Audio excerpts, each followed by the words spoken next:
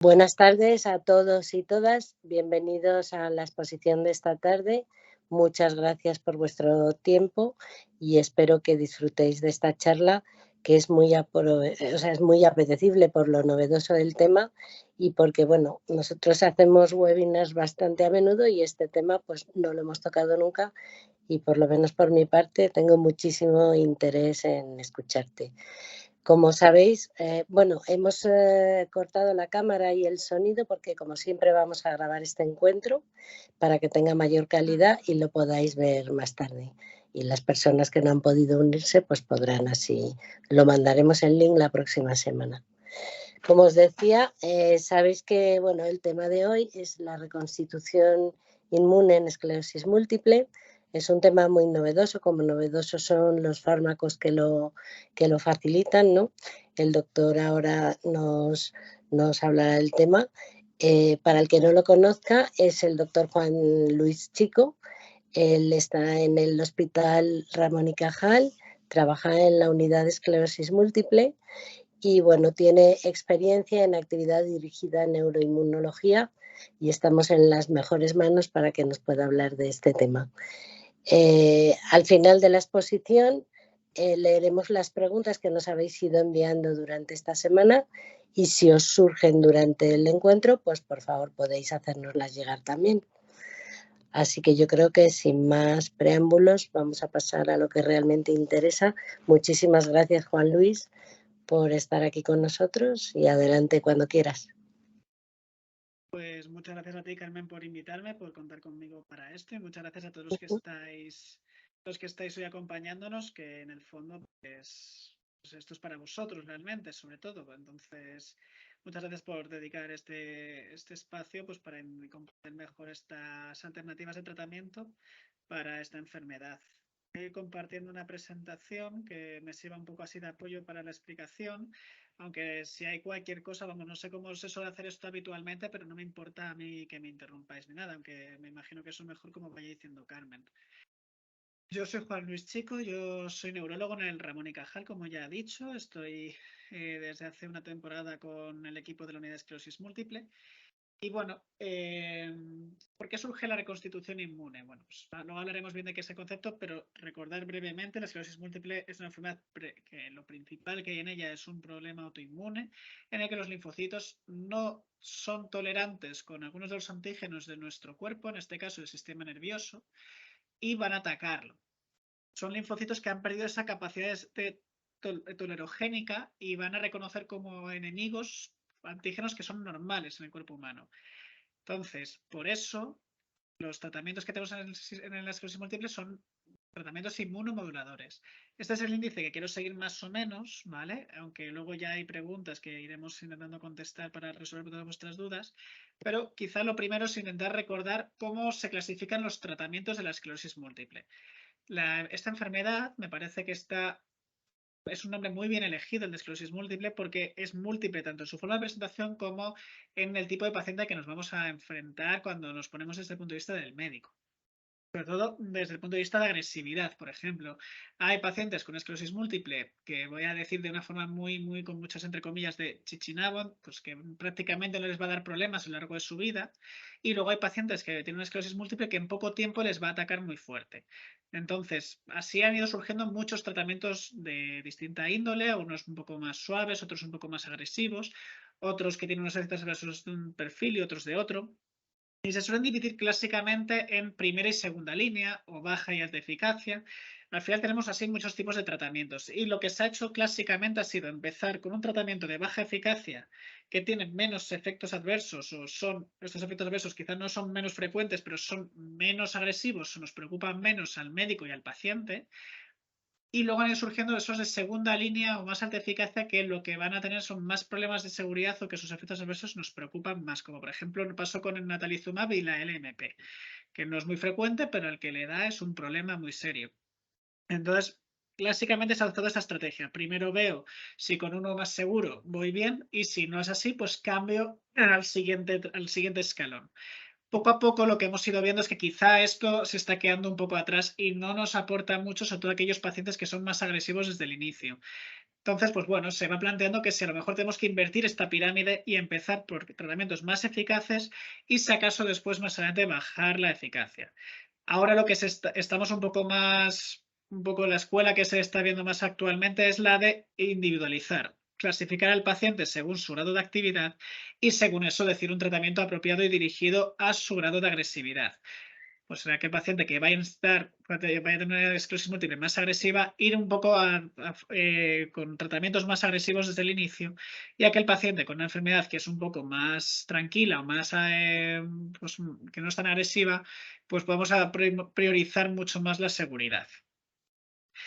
¿Y esto por qué? Porque aquellos pacientes que son más agresivos se sabe que si empezamos desde temprano, como vemos aquí, con alta eficacia, vamos a evitar la discapacidad a largo plazo con mayor probabilidad. Y eso es en el fondo el objetivo de cualquier tratamiento de esclerosis múltiple, evitar discapacidad. Los brotes, las lesiones en resonancia, todo eso son marcadores indirectos para intentar evitar la discapacidad futura. Pero eso es algo que nos ayuda mucho a los neurólogos, pero realmente no es el objetivo último del tratamiento. Y entonces aquí ya surge que es la reconstitución inmunológica. Dentro de estos tratamientos de alta eficacia ha habido una familia de tratamientos, vamos, no son muchos, pero están ahí, que son los de reconstitución inmunológica. Entonces, los tratamientos clásicos que tenemos todos en mente son tratamientos crónicos, que tenemos que darlo un día, al día siguiente, o a los 4 días, o a la semana, o lo que toque, pero de forma periódica tenemos que dar una dosis. Entonces, el efecto del fármaco va a depender de que el fármaco esté presente en el cuerpo. Por ejemplo, los interferones o el glatirámero, si no tenemos el fármaco en el cuerpo, no va a hacer efecto y no va a tener este efecto mantenido en el sistema inmunológico. Entonces, en cuanto quitamos el tratamiento, su efecto terapéutico y en resonancia va a parar. En cambio, los de reconstitución inmunológica son tratamientos que los damos como muy pocas veces, pero su efecto se va a mantener tanto en el sistema inmunológico como desde el punto de vista clínico. Su efecto se va a mantener mucho tiempo, aunque ya no estemos expuestos a este tratamiento. Básicamente lo que vamos a intentar es limpiar nuestro sistema inmunológico, todas estas células que os decimos que son poco tolerogénicas, vamos a cargarnos. Lo que pasa es que no podemos seleccionarlas de forma específica, entonces básicamente nos cargamos, por así decirlo, todo. Y lo que vamos a intentar con eso es facilitar que cuando repueblen los linfocitos sean más tolerantes, tengan esta tolerogenicidad mejor desarrollada y no reconozcan de forma normal a nuestro sistema nervioso, por ejemplo. Todo eso se basa en el tratamiento con trasplante de progenitores hematopoyéticos o la clásica trasplante de médula ósea que tenemos un poco en la cabeza, por ejemplo, para algunas leucemias o cosas así. Es un poco el paradigma de la reconstitución inmunológica. Pero, por fortuna, no tenemos que recurrir siempre a ese tratamiento que es tan agresivo, sino que en el caso de la esclerosis múltiple hay 2 fármacos que se han aprobado para la reconstitución inmunológica, que son el alemtuzumab y la cladribina. Entonces, si más o menos los vemos comparados los tres desde el punto de vista de reconstitución inmunológica, el más fuerte, el más potente va a ser el trasplante de células hematopoyéticas, que es cierto que ha mejorado mucho su seguridad, pero es bastante agresivo y es algo que prácticamente no se usa en esclerosis múltiple, salvo que la situación lo requiera porque no responde a ningún otro fármaco, por ejemplo. Luego sería el alemtuzumab, el siguiente más potente, y la cladribina sería un poquito no tan agresiva. Esto es un poco los efectos en una gráfica, por ejemplo, de los 2 tratamientos. Y también así vemos un poco los distintos perfiles. Estos de aquí a la izquierda son de alemtuzumab. Los linfocitos, imaginaros que empiezan aquí y van a caer prácticamente a 0 con alemtuzumab. Es cierto que de los linfocitos, algo suena a lo mejor que hay varios tipos, linfocitos T, linfocitos B. Los linfocitos B son los famosos de los anticuerpos, los que están ahora de moda después del coronavirus y los anticuerpos de coronavirus. Y los linfocitos T son los que van a ser los directores de orquesta, los que realmente son los que le van diciendo a cada parte del sistema inmunológico lo que tienen que hacer. También son agresivos por sí mismos y luego entre el linfo B y el linfo T se refuerzan mutuamente para hacer un poco su función habitual contra los microorganismos y en el caso de la autoinmunidad pues se refuerzan pues para esta agresividad. Entonces aquí lo que vamos a hacer es deplocionar prácticamente a 0 tanto los T como los B y van a ir luego repoblando poco a poco. ¿Vale? Los linfocitos B repueblan un poco más rápido, como veis aquí. A los 6 meses ya prácticamente se han repoblado. En cambio, los T van a ir más lento. Con la cladribina, pues partimos de aquí a lo mejor pues con los linfocitos normales y cuando la tomamos bajan, pero si os dais cuenta no baja a 0. baja bastante menos.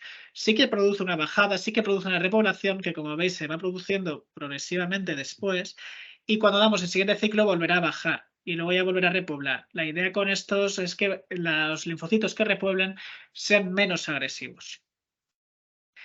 Ahora vamos a contar un poco rápidamente los dos grandes tratamientos que he mencionado, Entuziumab y Cladribina. Estas diapositivas son un poco más densas porque aquí hay un poco más de palabra, pero yo creo que es importante para tener unas nociones básicas, ¿vale? Alemtuzumab es un anticuerpo que es anti-CD52. Los CD son como unas medallitas, como una marca que lleva el linfocito que nos permite reconocerlo. Tiene funciones de todo tipo para reconocerse también entre ellos y demás, pero a nosotros, a las personas nos sirven para saber identificar qué tipo de linfocito es. Entonces, por ejemplo, los linfocitos B pues tienen el CD20 y los linfocitos T pues a lo mejor tienen el CD4, por ejemplo. Pues el CD52 va a estar presente tanto en linfocitos T como en linfocitos B. Y al marcarlo en la alemtuzumab, este CD, esta marca, por así decirlo, va a producir que se destruya. Entonces va a cargarse básicamente a los linfos T y a los linfos B. Entonces, con este efecto vamos a bajar casi a cero los linfocitos prácticamente después de darle los pulsos, la medicación que como no sé si estén muy familiarizados o no, se va a dar en dos tiempos. Una primera dosis el primer año, que dura 5 días, es una infusión por día durante 5 días, y otra segunda durante 3 días, al segundo año. Y en principio con eso estaríamos tratados, con un ciclo completo de alemtuzumab. Entonces, como veis, es un tratamiento que va a ser muy agresivo porque el paciente lo va a dejar con 0 linfocitos. Entonces, esta es una medicación que nos guardamos un poco bajo la manga para aquel paciente que lo necesita bastante. Van a ser pacientes con mucha actividad de la enfermedad. Esto es en forma de brotes y en forma de lesiones en resonancia. Entonces, son pacientes que, por lo tanto, tienen este tipo de actividad más inflamatoria que llamamos, pues, con actividad muy aguda. Esto, por ejemplo, no es tan útil para la progresión independiente de brotes, para todas las formas progresivas como la primariamente progresiva o la secundariamente progresiva. Esto nos va a venir muy bien para aquel paciente que tiene muchos brotes o que tiene muchas lesiones captantes de gadolinio. ¿Qué ventajas, cuál es el beneficio del Entuziumab? Sobre todo es que nos va a bajar esto que digo, tanto brotes como lesiones con gadolinio. Y esto lo vimos en dos estudios, ensayos clínicos que me imagino que ya vais sabiendo que es la forma que tenemos los médicos de conocer y de saber que las medicaciones son eficaces, porque lo comparamos con o bien un placebo o con el tratamiento que ya se utiliza. Por ejemplo, el Entuziumab se comparó con interferón, no se comparó con placebo y demostró que era bastante mejor que interferón y que era tenía mucho más efecto antiinflamatorio y reducía mucho más las lesiones de la resonancia y los brotes. Entonces, por ejemplo, lo redujo a la mitad los brotes. Y además sabemos que este efecto se mantiene a largo plazo, porque los ensayos clínicos tienen un gran problema y es que lo van a hacer a 1 o 2 años, no mucho más, porque esto al final lo que está detrás es una farmacéutica y lo que va a intentar es en poco tiempo sacar muchas conclusiones para poder comercializar el fármaco lo antes posible, para que no le expire la patente y poder venderlo. Entonces, en el caso de Alemtuzumab, luego tenemos estudios a largo plazo. Esos ya no son tan estandarizados, tienen esos problemas, pero sí que nos dan mucha información sobre su eficacia a largo plazo, que esto es lo que al final nos interesa. A mí me da igual estar bien 2 años y luego me va a pasar el resto de 20 mal. Entonces, en este caso de Alemtuzumab se vio que había menos de un paciente de cada 10 que tuviera un brote al año después de 12 años con Alemtuzumab. O sea, que unos resultados muy buenos. Y lo que pasa es que es cierto que sí que hubo bastantes pacientes que necesitaron algún ciclo adicional. El tratamiento con la Alemtuzumab en principio son 2 ciclos, un primero y un segundo al segundo año, y después en principio no habría más. Pero sí que es cierto que en este estudio de 12 años, solo el 33% no precisaron más dosis. O sea que 33% estuvo muy bien a partir de ahí, pero hubo bastantes pacientes que necesitaron por lo menos un tercer ciclo. Pero la buena noticia es que casi todos los que necesitaron más dosis bastó con un tercer ciclo y fue suficiente para controlar la enfermedad en el adelante. Hubo algún paciente que necesitó alguna dosis más, lo que pasa es que es cierto que a lo mejor este paciente lo que es un perfil diferente al buen respondedor al Entuziumab y necesitaría otro tipo de tratamiento. Perdón. Desde el punto de vista de la seguridad, bueno, lo más frecuente, lo que seguro que va a pasar sí o sí si algún día tenemos el Entuziumab en el cuerpo es que vamos a tener algún tipo de efecto a la infusión. Y es que al producir tanta destrucción de linfocitos, se van a liberar ahí muchos reactantes de inflamación, citoquinas, y eso va a producir efectos de todo tipo, dolor de cabeza, fiebre, reacciones en la piel como si fuera tipo urticaria. Puede ser uno, varios de estos efectos, pero lo de ninguno es muy raro. Sí, casi todos, el 90% de los pacientes van a tener este tipo de efectos, pero casi siempre son leves. Con un poquito de medicación se pasa y luego se sigue la infusión. No nos asusta como neurólogos, pero sí que por lo menos conviene hacerlo esto en régimen de hospitalización para que podamos poner medicación rápido. Luego es cierto que pues, muy poquitos, menos del 10%, solo un 3%, va a tener un carácter un poco más grave. Pero es cierto que yo, por ejemplo, no conozco ningún caso prácticamente que haya visto uno, solo un caso de alergia más que de reacción adversa. Las infecciones pueden ser muy frecuentes, sobre todo tras los ciclos, porque una vez que el sistema inmune se ha recompuesto, es un sistema inmunológico completamente normal y ahí ya no hay más riesgo de infecciones. Pero cuando tenemos esta depleción inicial, sí que hay más riesgo de infecciones. Y nosotros, por ejemplo, damos tratamientos preventivos, como antibióticos o cosas así, que nos permiten evitar que un bicho oportunista aparezca por ahí y nos infecte en ese momento. Entonces, esto habitualmente se contrarresta con este tipo de medidas, pero es cierto que es un poco más rollo, que otros pacientes pues no tienen que hacer ese tipo de cosas.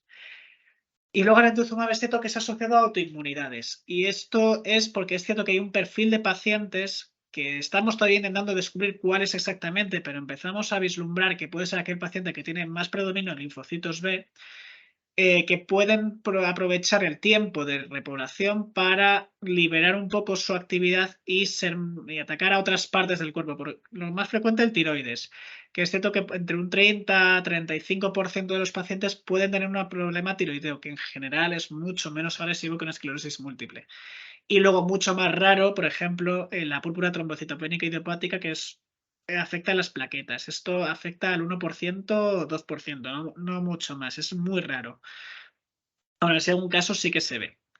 Luego hubo una alerta hace unos años sobre que había habido algún paciente que había tenido un ictus en relación con la infusión del intuzumab y hubo ahí una parada, se estuvo revisando bien. La verdad es que desde entonces no ha habido más casos reportados sobre el tema este del intuzumab y de hecho nosotros no hemos visto ningún caso de estos. Esto debe ser muy, muy, muy raro. No sé realmente qué validez tiene real, pero algún caso habría así. Por eso lo que se hace es restringir a aquellos pacientes que no tienen historia previa de problemas vasculares, ni infartos, ni ictus, ni hipertensión mal controlada. Y con esto en general no está habiendo más sustos en este sentido. Pero vamos, que es algo que aparece por ahí en las fichas técnicas. Como veis, hay varios efectos adversos. No es inocuo. Y por eso es una cosa que también tenemos que reservar para aquel paciente que lo necesita realmente. Y luego, para vigilar bien, lo que vamos a hacer es tener que hacer muchas analíticas. Todos los meses tiene que haber una analítica para poder vigilar precisamente todas estas cosas, porque si el tiroides lo pillamos a tiempo, no va a repercutir en vuestra vida con el tratamiento adecuado. Pero si tardamos en pillarlo, a lo mejor sí que os da síntomas y podemos llegar un poco más tarde y que sea un poco más fea la situación. Entonces tenemos que hacer una revisión mensual de muchos de estos parámetros que vamos viendo. Además, antes del tratamiento y después tenemos que tomar algunas medidas. Solemos recomendar, por ejemplo, nosotros una dieta que decimos de embarazada, que es una dieta que evita la listeria, que sería uno de estos bichos que podrían aprovechar la fase de bajos linfocitos para poder infectar. Además, vamos a dar, pues, por ejemplo, Septrin para evitarlo. Tenemos que asegurarnos de que no haya ningún problema en las vacunaciones, que estéis todos correctamente vacunados y evidentemente asegurar que no hay ningún cáncer que vaya a aprovechar para la situación de bajos linfocitos para activarse más. Hasta aquí el entuzumab. Ahora vamos a ir con cladribina. Cladribina es bastante diferente. No es un anticuerpo, sino que es un químico que vendría a simular uno de los nucleótidos del ADN. Bueno, con esto lo que va a hacer es que células que se recambian muy rápidamente sean las que más se afecten, porque son las que tienen el ADN un poco más vulnerable, porque para dividírselo necesitan un poco descompactarlo y desprotegerlo. Entonces, lo que va a hacer es impedir correctamente la división de estas células y favorecer la apoptosis de los linfocitos. En este caso, la apoptosis, ¿qué es? Es como una muerte controlada de linfocitos, es una muerte programada, no es inflamatoria, no produce estas reacciones a la infusión, sino que el linfocito como que se muere sin molestar. Lo hace todo un poco así muy, muy bien para que no produzcan inflamación ni nada. Entonces va a cargarse linfocitos T y linfocitos B, sobre todo, pero no tan agresivo como el entuzumab. Lo que va a hacer es esta depleción linfocitaria para que luego se vaya repoblando. La forma de tomarlo es un poco rara porque es muy diferente a muchos otros de los tratamientos. Es un tratamiento que dura en total 4 semanas, pero muy divididas. Se toma la primera semana del mes 1 y mes 2 del primer año y la primera semana del mes 1 y mes 2 del segundo año. O sea, yo empiezo hoy, espero un mes, bueno, empiezo hoy, estoy una semana tomando el tratamiento, espero un mes después, la primera semana del siguiente mes hago lo mismo, una semana de tratamiento, espero un año y vuelvo a empezar. Entonces, esto se hace eso en 2 años. Y una vez que tomamos estos 2 años, en principio ya hemos cumplido el tratamiento. Como veis aquí también está indicada para pacientes también con muchos brotes o muchas lesiones de resonancia. También se habla aquí de enfermedad muy activa. Probablemente no sea el mismo perfil que el emtuzumab. La adrivina no es tan potente, pero es una medicación que para un paciente activo puede ir muy bien también. En este caso, el ensayo clínico que se utilizó fue Clarity, que Clarity se hizo más o menos hacia 2008-2010, fue cuando se terminó. Entonces, ha pasado bastante tiempo, como os dais cuenta, desde ese ensayo hasta que estemos hablando hoy. Es decir, ha pasado mucho tiempo hasta que lo hemos podido empezar a utilizar en la práctica clínica y yo luego os cuento un poco el porqué. Pero se vieron que tenía unos resultados muy buenos. Tenía un poquito, no mucho más que un brote por cada 10 pacientes por año, cuando se hizo el estudio. Y se vio que además los pacientes a un largo plazo, a 8 años, más del 50% estaban libres de brotes. Vamos, creo que eran en torno al 54-55%. Lo que pasa es que nos ha generado un poquito de incertidumbre qué pasa a partir del cuarto año, porque este estudio, como os pongo aquí, fue a 4 años. De hecho, se hizo una rama adicional en la que se trataba en el mes 3 y el año 3 y el año 4, y eso se vio que no era mejor que tratar solo los 2 primeros años. Pero a partir del cuarto año existe incertidumbre y no sabemos si ahí hay que retratar, si hay que ver un poco cómo evoluciona la enfermedad y según eso retratar. Es un poco en la lucha en la que estamos ahora, porque como os digo, en la práctica clínica lleva poco tiempo relativo. Desde el punto de vista de efectos adversos, la verdad es que bastante bien tolerada en general. No, la pastilla no suele dar ni problemas de diarrea, ni de dolor de tripa, ni nada raro.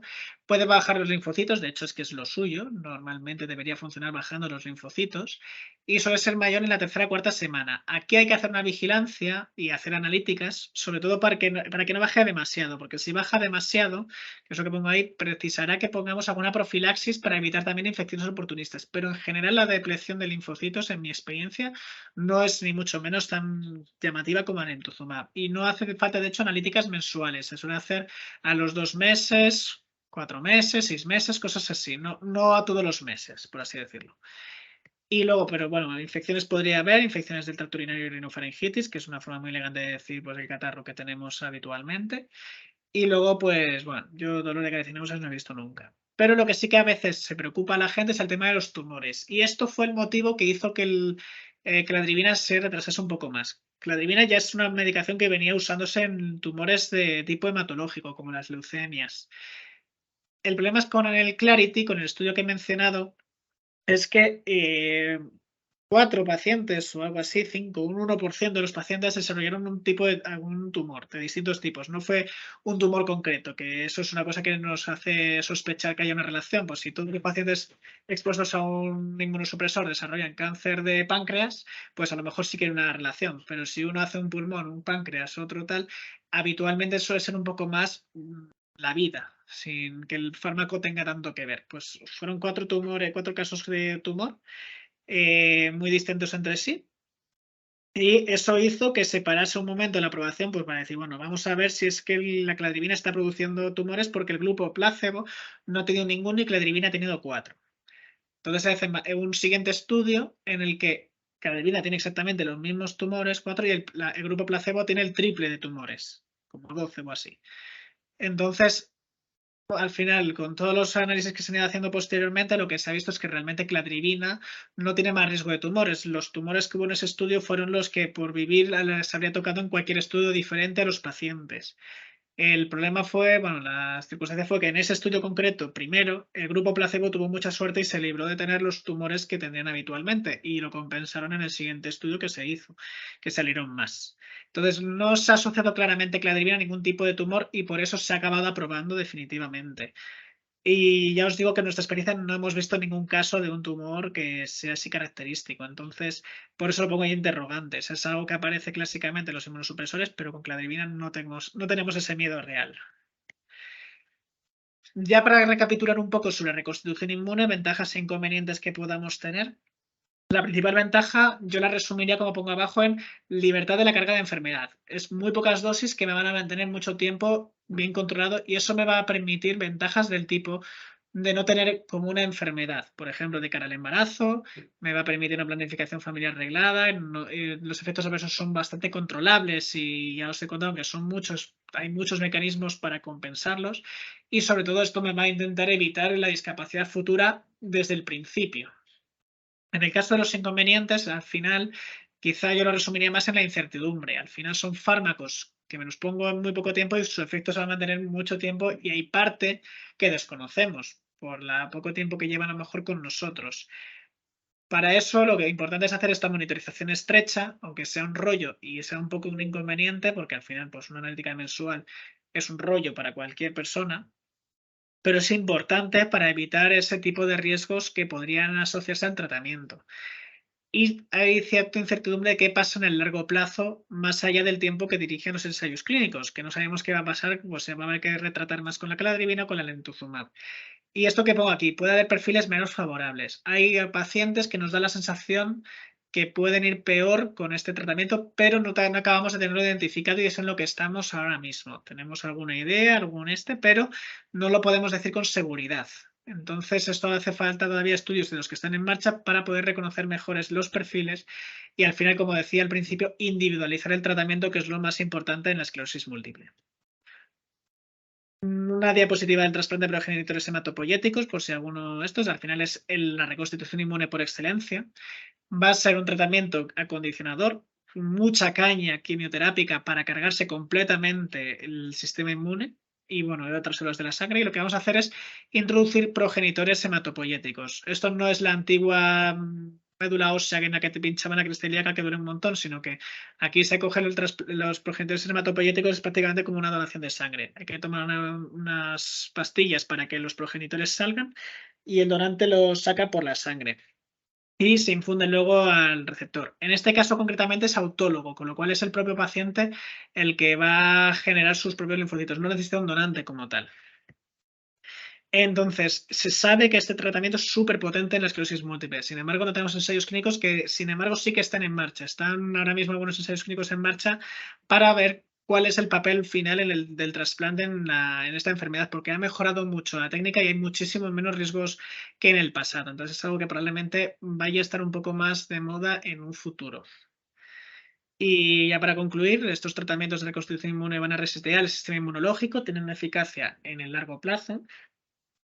Los pacientes con esclerosis múltiple más agresiva, yo creo que sí que hace falta atacar pronto y rápido con tratamientos potentes. Uno de ellos son cladribina y lenalidomide, que nos van a ayudar en estos pacientes, sobre todo en el largo plazo. Y es lo que queremos también a veces parar la inmunidad pronto para evitar los riesgos futuros de la esclerosis múltiple en aquellos pacientes en los que la esclerosis múltiple es mucho más arriesgada que la seguridad del fármaco. Sin embargo, es cierto que tenemos que seguir profundizando en el perfil de pacientes que se van a beneficiar más de estos tratamientos y que van a tener menos efectos adversos.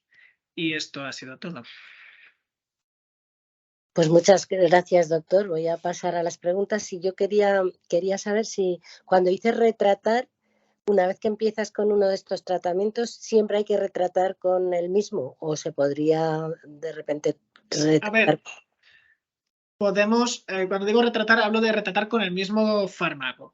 Pero Vale. evidentemente, si el fármaco hemos considerado porque pues que ha fracasado, pues esto siempre es difícil de definir en la clínica. Pero hay algún paciente que sí que da una sensación más de el tratamiento ha fracasado y no es que la enfermedad se está reactivando pues después de 8 o 10 años de la primera dosis del Entuzumab, pues a lo mejor a 8 o 10 años tienes 3 lesiones nuevas, un brotecillo leve, tal, pues puedes volver a retratar con el Entuzumab. En cambio, si crees que ha fracasado, lo suyo es cambiar a otro fármaco que creas que por el perfil del paciente va a ir mejor. Y no se cierra ninguna puerta, ¿no? Después de haber... Ninguna. Y siempre el tratamiento este sería para casos donde haya inflamación. O sea, cuando hay Siempre. progresión sin inflamación, no. Para personas sin inflamación, estos tratamientos no son eficaces. Vale.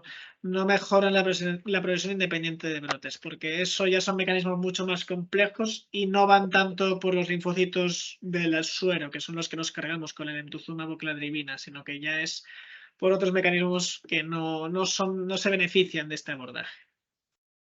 Vale, perfecto. Pues muchas gracias. Te transmito las preguntas que tenemos aquí. Sí, sí, perfecto. Sí, en cuanto al seguimiento de la evolución, ¿por qué no se hacen resonancias medulares de revisión como hacemos cerebrales? Vale, bueno, eso ya va un poco más allá de la reconstitución inmune. Sí, eso ya es Esto ya es aparte. más general. A ver, esto tiene mucho de lo que es la técnica. La resonancia cervical es mucho más difícil de comparar unas y otras, la resonancia medular entre unas y otras. Y es muy raro que si hay lesiones en la médula, no haya lesiones en el cerebro. Entonces, desde el punto de vista práctico, al neurólogo le resulta mucho más indicativo cómo está yendo el cerebro, porque también nos refleja de forma más indirecta lo de la médula y no siempre al revés.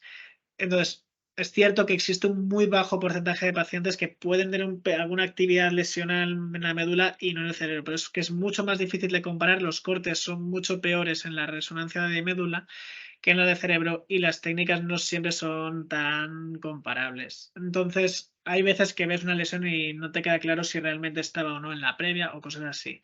Generan muchas más dudas. En cambio, la cerebral es que tenemos muchísima más experiencia. Que no quiere decir Perfecto. que en un futuro no se acabe usando si se mejora y se depura la técnica, pero a día de hoy yo creo que no es imprescindible y con la resonancia craneal habitualmente es suficiente Es para lo que suficiente. necesitamos. Perfecto, gracias.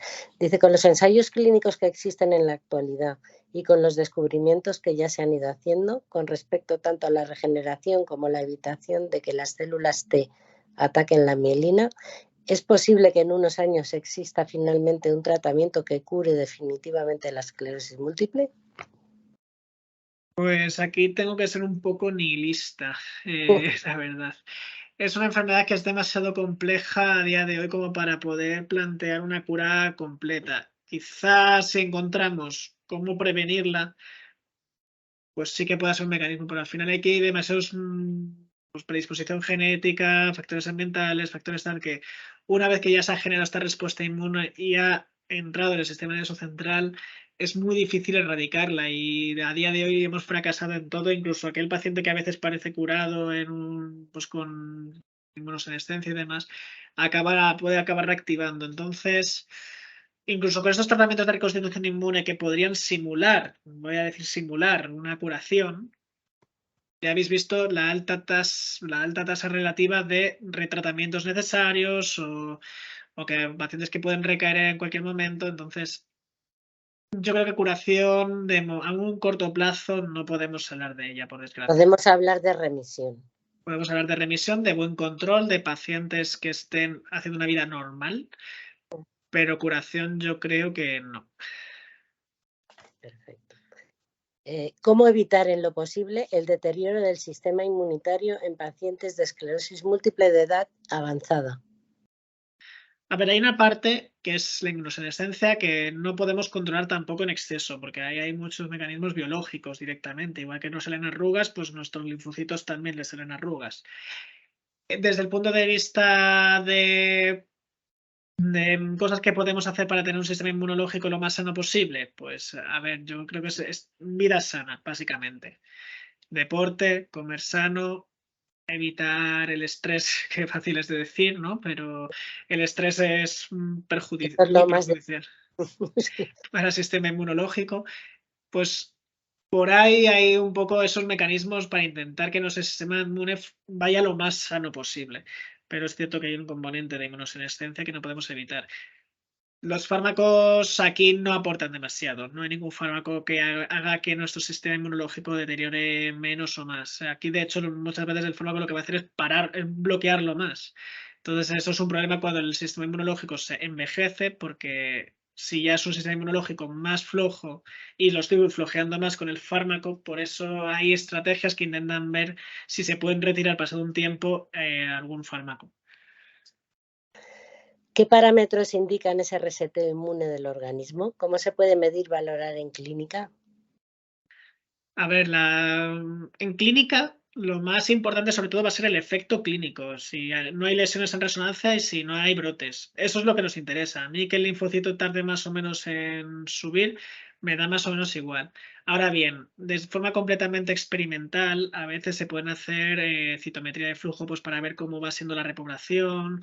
Esto a veces nos puede ayudar a plantear si el tratamiento ha fracasado o no. Pero esto es completamente en centros un poco con más experticia y no de forma estandarizada. Normalmente lo que hacemos es hacer analíticas para ver si los linfocitos repueblan, sobre todo para ver en aquel punto en el que le puedo quitar los tratamientos profilácticos en caso de ser necesarios. Y luego, por otro lado, en la vigilancia clínica y radiológica que hacemos a cualquier paciente con esclerosis múltiple, que lo que queremos es ver si el efecto se está manteniendo no sobre el sistema inmune, sino, bueno, sí, pero desde el punto de vista del efecto último sobre la enfermedad. Bien, gracias. ¿Se abrirá pronto la puerta a las formas progresivas para acceder a estos tratamientos innovadores? De ¿Cómo está? primeras, yo creo que no. Vamos, yo ya lo he dicho, estos fármacos funcionan bien para los brotes y para las lesiones en resonancia, no para la progresión independiente de brotes. Esto es un mecanismo degenerativo mucho más complejo. Estamos trabajando en tener tratamientos que nos funcionen bien para esta parte de la enfermedad. Los CD20 tenían un rol ahí, pero es cierto que se ve que es un rol modesto, en el mejor de los casos. Estamos en ello, pero en los tratamientos de reconstitución inmunológica la progresión es llegar tarde para ellos, por así decirlo. Su efecto tenía que intentar que se fuera antes de que la progresión fuera una realidad. ¿Hay algún avance en remielinización? Esa respuesta es fácil, no. Por desgracia, todas las cosas que se cuentan en los congresos y demás suelen ser cosas prometedoras que cuando se llevan a la práctica clínica no lo consiguen. Es una asignatura pendiente. Sí, perfecto. Pues por mi parte, las preguntas que nos habían llegado por adelantado eran estas. No sé si a lo largo de la exposición Gemma ha podido recoger. Sí, ha Vale, entrado alguna más por el chat. Y bueno, no sé, pues si nos las trasladas. desde luego. Bueno, pues entramos por la última. Cuando habla de remisión de la enfermedad con estos tratamientos, ¿incluye esa remisión de los efectos que ya ha producido, como la fatiga, espasticidad y otros, o estos ya una vez instalados no remiten? Vale, creo que he entendido la pregunta, pero te digo como muy bajito. No sé si ¿Sí? eso es uno yo. Ahora, Eh, Gemma. entonces, a ver, en general, el daño que se produce en la esclerosis múltiple no se puede deshacer. Podemos evitar más. Los tratamientos pocas veces producen mejoría por sí mismos, incluyendo los de reconstitución inmune. De ahí que surja la idea o el deseo de una terapia remielinizadora que podamos poner conjuntamente con el inmunosupresor. El inmunosupresor evitaría el daño futuro y la remilinización repararía el daño ocasionado. Algunos de estos efectos adversos como la fatiga y demás, estos efectos de esclerosis múltiple como la fatiga y demás van un poco diferente y cuesta, y pues bueno, pues ahí hay factores mucho más complejos que solo la esclerosis múltiple y se retroalimenta también de situaciones como el ánimo y demás, que se pueden tratar de forma sintomática complementaria al tratamiento inmunosupresor, pero no vamos a lograr un efecto potente por poner un alentuzumab, no vamos a mejorar la fatiga, por así decirlo. Pero podemos favorecer una situación de estabilidad inflamatoria que nos permita trabajar sintomáticamente sobre esa fatiga desde otro punto de vista. Vale, hay otra pregunta también por aquí bueno, pues no creo casos a uno de los... Te vuelvo a oír bajísimo, Gemma. No se te escucha, Gemma. ¿Me escucháis ahora? Sí. ¿Mejor? A Vale. ver. Vale. Pero muy bajo, ¿eh? Es que se oye un ruido entre medias. Bueno, a ver si me podéis escuchar mejor. Ahora mejor. comenta una persona que está conectada que está con ocre y que en qué caso se podría igual cambiar a un fármaco más potente como clarivibrina o lentuzumab, porque por lo que comenta Juan Luis, puede llegar a regenerar y hacer que las células se vuelvan menos agresivas o menos malas, comenta, por así decirlo. No diría que alentuzumab es más potente que ocrelizumab, por ejemplo, y clarividina menos todavía. Ocrelizumab es, a ver, yo diría que los fármacos más potentes a día de hoy, los que son muy equiparables a nivel de brotes y lesiones en resonancia, son alentuzumab, ocrelizumab, bueno, el ofatumumab que ha salido recientemente y alentuzumab. Esto es una opinión, excepto es personal, ¿vale? No lo toméis tampoco como algo muy evidente porque realmente no tenemos estudios que los comparen directamente entre sí, que eso es lo que siempre nos pasa con estos fármacos, que a nadie le interesa compararlos, entonces esa información nos falta.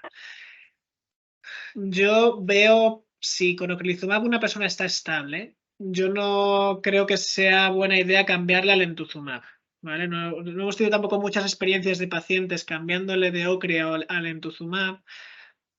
Y la única persona que lo hicimos era una persona que ya estaba en una situación de progresión y no ha ido bien. Entonces, no tengo ahí un poco ese sesgo. Yo creo que si está una persona controlada desde el punto de vista de brotes y resonancia con ocrelizumab, yo no lo cambiaría. Si fuera que está mal controlada y que la enfermedad sigue dando brotes, sigue dando lesiones en resonancia, pues sí que plantearía un cambio, sobre todo si es esto, brotes y lesiones en resonancia con ocrelizumab, que es muy rara la situación en la que esto ocurre, pero si se da, una de las alternativas sería el lentuzumab, de las que yo me plantearía, pero no la única. Y tendría que ver un poco el perfil del paciente muy pormenorizadamente. Sí, que tampoco hay que correr a utilizar Claro. estos fármacos Que estos cuando fármacos no es como la panacea para curar a todo el mundo, sino que estos fármacos es una opción más, es una herramienta más que tenemos.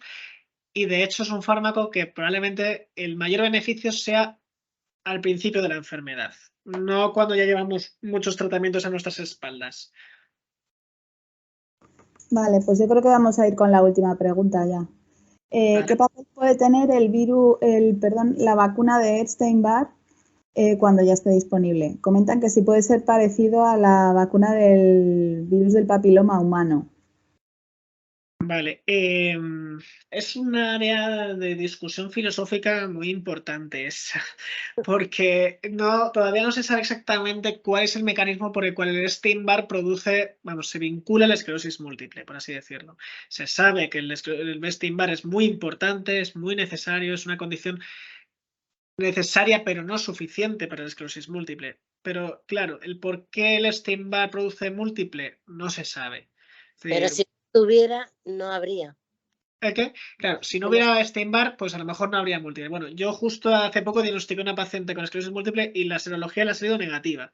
¿No? Y tiene una esclerosis múltiple, vamos, no tengo ninguna duda. Entonces, pues, creo que es un poco más complejo, pero en cualquier caso, ¿por qué el Epstein-Barr produce este daño? No se sabe. No es que el Epstein-Barr se reactive y produzca esclerosis múltiple por sí mismo, sino que se cree que es más por un mimetismo molecular, porque el Epstein-Barr tiene antígenos, proteínas, que se parecen a cosas de la mielina.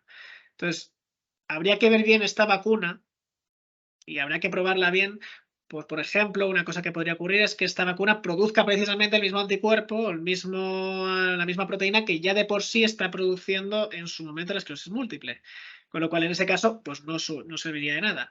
Pero lo que nos gustaría a todos, incluido a mí, y me encantaría, es que se lograra una vacuna que efectivamente evitara que los pacientes en el futuro tuvieran esta enfermedad, porque evidentemente nadie la desea. Pero es cierto que creo que hay que ir con cautela a la hora de decir que la vacuna del Epstein-Barr va a ser la panacea. Ojalá que sí, y habrá que estudiarlo bien, pero hay que ser cautos, yo creo, hasta tener bien los resultados y no correr tampoco, igual que con el entusiasmo con todas estas cosas. Ante todo, prudencia.